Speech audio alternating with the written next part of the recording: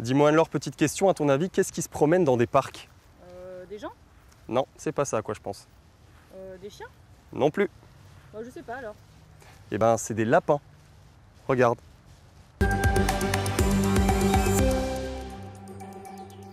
Le Bunny Gang ou Gang des lapins, un groupe Facebook fondé par une Strasbourgeoise de 22 ans pour organiser des rencontres entre les petits rongeurs, mais également leurs propriétaires dans les parcs de la capitale alsacienne.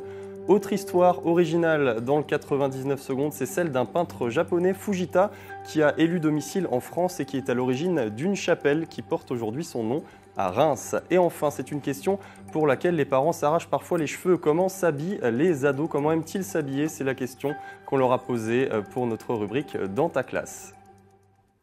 Mardi 21 juin, bonsoir, vous êtes bien dans le 18h30. Ça y est, c'est l'été. Que diriez-vous donc d'un petit spectacle son et lumière? Notre retour sur porte précisément sur l'histoire du site de la Cassine à Vendresse. C'est devenu le théâtre depuis plus de 30 ans maintenant d'un spectacle devenu incontournable dans les Ardennes. Preuve en est avec Sandra Julien et Philippe Cocampo. Ce qui est devenu le son et lumière de la Cassine a commencé en 1985 par un repas champêtre et un feu d'artifice. 4 ans après, le site du château de la Cassine accueillait des fresques historiques. Un bon son et lumière, c'est avant tout une scène théâtrale hors du commun. Face au couvent des Cordeliers, le château de la Cassine, édifié en 1571, présente l'originalité de n'être pas seulement un amas de vieilles pierres. Par un son et lumière, 250 bénévoles d'une dizaine de communes rurales environnantes le font revivre. Dans les Ardennes, le spectacle a acquis une réputation, reste à convaincre les voisins. Dans le département même des Ardennes, on commence à bien le connaître, mais c'est surtout dans les départements autour, la Marne, l'Aisne et la Belgique. Nous voulons, avec tous les plus-values que nous en tirons, restaurer le couvent des Cordeliers qui se trouve là à quelques 100 mètres ou 200 mètres du château. La promesse a été tenue, le couvent des Cordeliers est en cours de restauration, il n'y a qu'à voir le travail qui a déjà été fait. Je rejoins le président de l'association La Cassine en Ardennes, Yves Martel.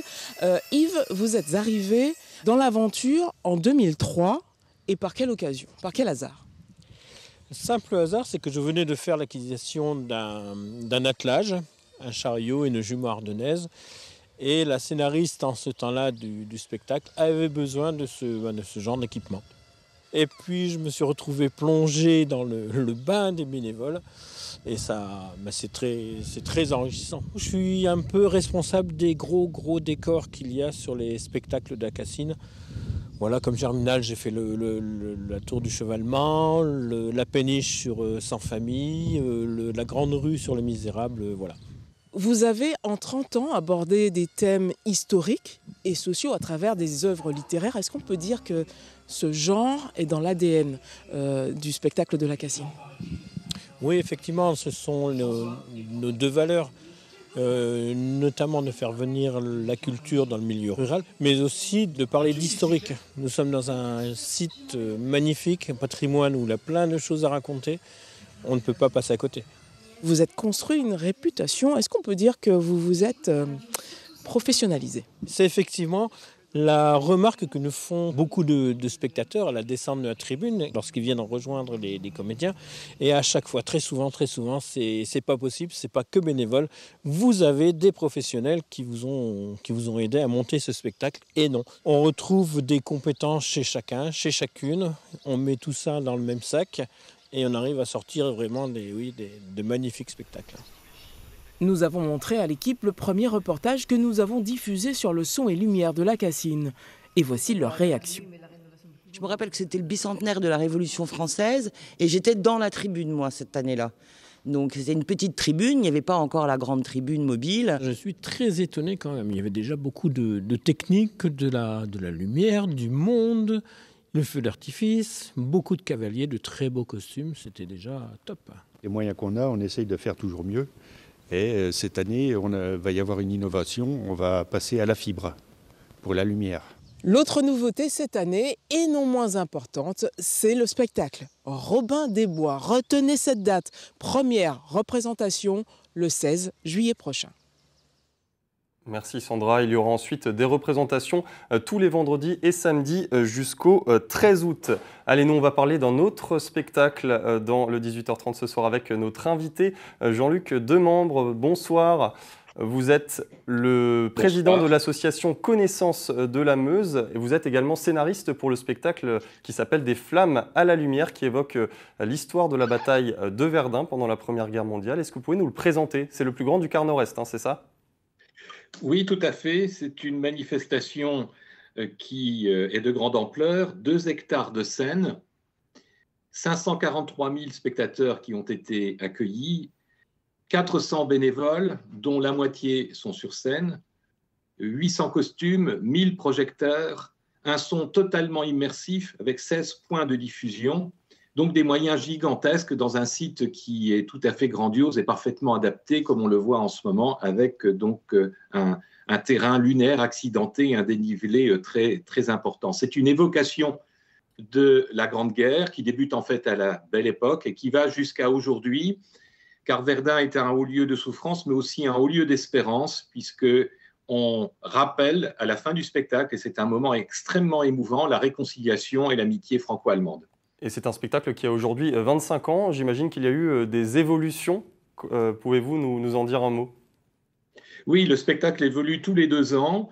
Et la grande évolution de cette 26e édition, c'est l'utilisation de 7 vidéoprojecteurs de 20 000 lumens. Alors, en clair, ça veut dire qu'avec ces moyens de mapping, on couvre 15 000 mètres carrés, c'est-à-dire tout le scénique et toute la pente de la carrière, ce qui permet de créer des décors, des changements de lieu, de temps, d'une manière époustouflante. On a eu une avant-première très, très discrète, mais pour 500 personnes, la semaine dernière, et qui sont repartis non seulement très émus, mais époustouflés par l'évolution de cette manifestation. Autre nouveauté 2022, 2 nouvelles scènes. Et justement, ça rencontre toujours autant de succès auprès du public, ces sons et lumières?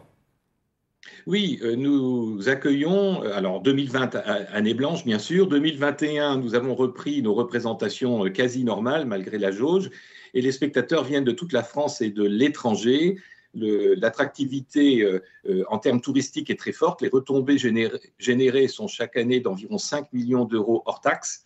Et ce spectacle, qui est le plus grand d'Europe sur le thème de la Grande Guerre, est considéré comme le 2e de France en termes de qualité et de moyens mis en œuvre. Merci beaucoup Jean-Luc Demembre. Effectivement, un spectacle à voir. Pour y avoir déjà assisté moi-même, je peux vous garantir que ça vaut le détour. Les représentations, elles débutent ce week-end et ce sera ensuite tous les vendredis et samedis jusqu'au 23 juillet prochain. Une histoire originale à présent dans le 99 secondes, c'est celle d'un peintre japonais, Fujita, qui a vécu notamment du côté de Reims. Il s'est converti à la religion catholique en 1959 et il est à l'origine d'une chapelle qui porte aujourd'hui son nom. Regardez.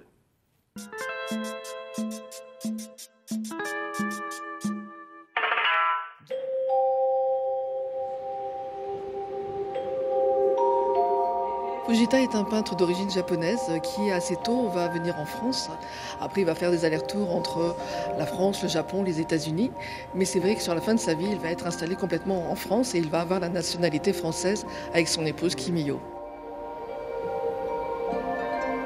Son lien avec Reims, ce sont ses amis. Entre autres René Laloux, qui était directeur du Champagne au Moum, et Georges Prade, qui était ami de René Laloux et qu'il connaissait également depuis longtemps. En 1959, il va visiter la basilique Sarmi et il va être touché vraiment par la foi et il décide de se faire baptiser. Il va se faire baptiser en la cathédrale de Reims, toujours en 1959. Et suite à ce baptême, il décide de rendre quelque chose à Dieu, j'allais dire, en construisant cette chapelle Notre-Dame de la Paix. C'est le vrai nom, j'allais dire, de la chapelle. Et René Laloux va l'aider et va lui financer le projet pour qu'il puisse construire cette chapelle à Reims. Et il va réaliser l'ensemble des fresques d'une manière assez rapide, de juin à août 1966. Donc il était déjà assez vieux puisqu'il va mourir en janvier 68. Et il va dessiner également les maquettes de tous les vitraux qui vont être réalisés par la suite par Charles Marc de l'atelier Simon. Depuis sa mort, il a beaucoup voyagé, ce qui est assez étonnant pour un corps. Et finalement, il est revenu à Reims et donc il est enterré dans la chapelle Notre-Dame de la Paix, ainsi que son épouse Kimiyo, qui est décédée en 2009 et qui de Tokyo est revenue à Reims auprès de son époux. Notre histoire insolite du jour à présent. Si vous vous promenez dans des parcs à Strasbourg, vous pourriez bien y croiser des promeneurs, bien entendu, des coureurs, des chiens et pourquoi pas des lapins. Lucie Silvera, c'est le nom d'une jeune Strasbourgeoise de 22 ans qui avait l'habitude de promener son lapin Eggy en laisse dans les parcs donc, de la ville de Strasbourg. Et elle a décidé de créer une communauté sur Facebook pour organiser des rencontres entre les propriétaires, mais également les petits rongeurs. Ça s'appelle le Bunny Gang. Il a été fondé il y a 2 ans. Alors ça se passe très bien entre les propriétaires. Qu'en est-il entre les petits rongeurs? Réponse de Lucie. Alors c'est tout ou rien. Avec les lapins, ils ont un côté un peu territorial et un bon caractère. Donc il y en a qui s'entendent très bien. On a des mâles qui, à chaque fois qu'ils se retrouvent, ils se font la toilette mutuellement, ils s'aiment beaucoup, ils se quittent plus. Et après, on a souvent des problèmes par contre avec les femelles comme la mienne. Elles ont tendance à être un petit peu agressives, donc on les laisse un petit peu dans leur coin, tranquilles. Donc on a de tout. Et on remercie également le perroquet de Lucie pour son intervention dans cette interview. Alors concernant les lapins, ils suscitent la curiosité, en particulier chez les enfants. Et vous aussi, vous pourrez rejoindre le Bunny Gang sur la page Facebook suivante. Ça s'appelle Bunny Meetings Strasbourg. Le groupe est public. Et même si vous n'avez pas de lapin, vous êtes les bienvenus. Le Dans ta classe, à présent, comme chaque mardi dans le 18h30. Comment aimez-vous vous habiller? C'est la question que Leïla Landry et Teddy Caruel ont posée à des collégiens de Cormontreuil dans la Marne, histoire de vérifier que nous, adultes, on est encore dans le coup. Ma tenue préférée, c'est pantalon ou short, t-shirt manches courtes et sweat.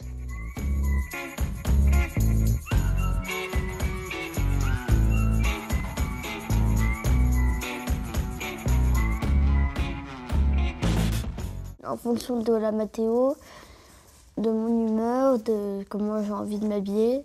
Pour cette occasion, aujourd'hui, pour le tournage, j'ai choisi de mettre cette chemise. Et voilà. Je préfère m'exprimer avec ma voix, avec ma personnalité, avec mes mouvements, plutôt qu'avec mes vêtements. Le noir et blanc, j'en ai beaucoup dans mon armoire parce que ça va avec tout. Donc, Moi, j'aime bien quand c'est flashy, quand ça claque. Enfin, j'aime bien. Je choisis pas vraiment mes vêtements, c'est plutôt ma mère et mes parents qui achètent mes vêtements. Il y a une friperie qui vient d'ouvrir à Reims, donc j'y vais souvent. Souvent, ils achètent des produits qui viennent de France et qui coûtent pas très cher et qui sont bons pour l'environnement. Je grandis, donc souvent mes t-shirts ne me vont plus, donc il faut que j'aille en racheter. Donc je vais en magasin ou alors ma mère elle regarde sur Vinted. J'achète surtout de la seconde main. Pour les vêtements, je vais pas vraiment sur internet parce que je sais pas si pour moi des vêtements c'est mieux de pouvoir les essayer avant pour être sûr que ça va nous aller. Je pense qu'il y aurait moins de discrimination à cause des vêtements, mais en même temps, nos vêtements, c'est notre personnalité. Je me sentirais pas aussi libre, je me sentirais pas moi-même, je serais pas très à l'aise et je me sentirais pas bien. C'est mieux de s'habiller avec ses propres affaires, aimer ce qu'on aime porter. Ça peut être bien, car certains sont plus riches que d'autres, donc certains peut-être viendront avec des habits que les autres se moqueront.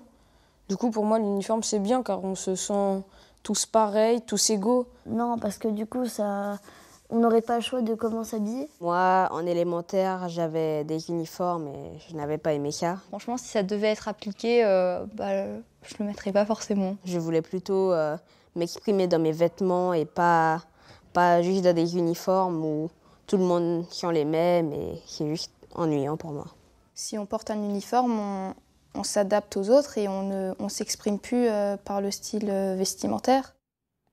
Et nous, on se quitte avec un grand classique, non pas vestimentaire, mais touristique. Regardez ces quelques images du lac de Gérardmer, la perle des Vosges. Excellente soirée à vous. Bonne fête de la musique si vous sortez ce soir et à demain dans le 18h30.